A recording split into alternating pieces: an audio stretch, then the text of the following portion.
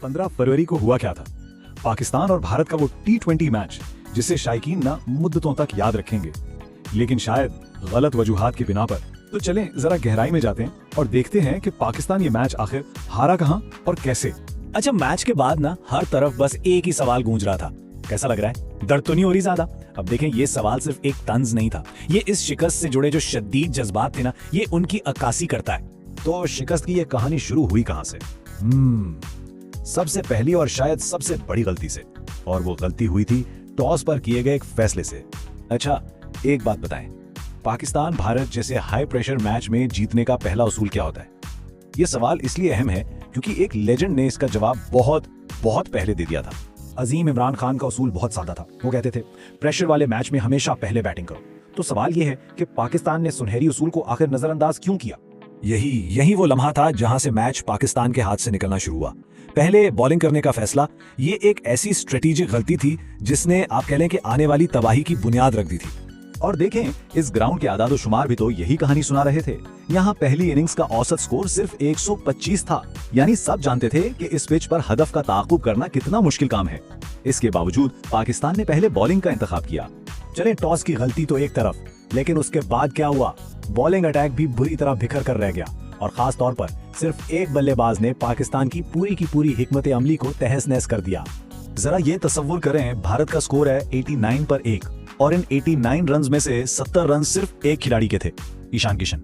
बाकी पूरी टीम ने मिलकर कितने बनाए? सिर्फ 11। मतलब ये तो मुकम्मल तौर पर यकतरफा गलबा था, है ना? तो सवाल ये है कि पाकिस्तानी बॉलर्स ने किशन के खिलाफ आखिर गलत क्या किया? उन्होंने गेंद को बहुत ज्यादा फ्लाइट दी, लाइन में कोई तब्दीली ही नहीं की, और नतीजा क्या निकला? आसान बाउंड्रीज। और हद तो ये है कि एक भारतीय फैन ने बाकायदा पैगाम भेजकर मशवरा दिया कि भाई किशन को ऑफ स्टंप के बाहर गेंद करो, लेकिन ये सादा सी हिकमत अमली भी बस नजरअंदाज कर दी गई। इब्रार अहमद की मिसाल ले लें, दूसरी टीमों के खिलाफ उनका औसत है 17, लेकिन जैसे ही सामने भारत आता है ये औसत छलांग लगाकर 40 पर पहुंच जाता है। ये आदाद शुमार खुद दबाव की पूरी कहानी बयान कर रहे हैं। और पिच खुद चीख चीख कर यही कह रही थी। पहली इनिंग्स में गेंद 2.4 डिग्री तक घूम रही थी, जो कि औसत से कई ज्यादा थी। मतलब साफ था जो टीम पहले बैटिंग करेगी उसे वाज़े बरतरी हासिल होगी। अच्छा जी, अब बारी थी पाकिस्तान की बैटिंग की। स्कोरबोर्ड का दबाव एक तरफ, मुश्किल पिच दूसरी तरफ, और नतीजा बिल्कुल वही निकला जिसका डर था। और फिर विकेटें गिरना शुरू हुई, बिल्कुल ताश के पत्तों की तरह। साइम अयूब 4 पर, आगा सलमान भी 4 पर, और कप्तान बाबर आजम सिर्फ 5 रन बनाकर आउट। यूं समझें कि मैच तो शुरू होने से पहले ही खत्म हो चुका था। तज्जिया यही कहता है कि बल्लेबाजों ने पिच को पढ़ने की जहमत ही नहीं की। वो आते ही अंधाधुंध जारहाना शॉट्स खेलने लगे, जो इस सुस्त पिच पर सच पूछें तो खुदकुशी के मुतरादिफ था।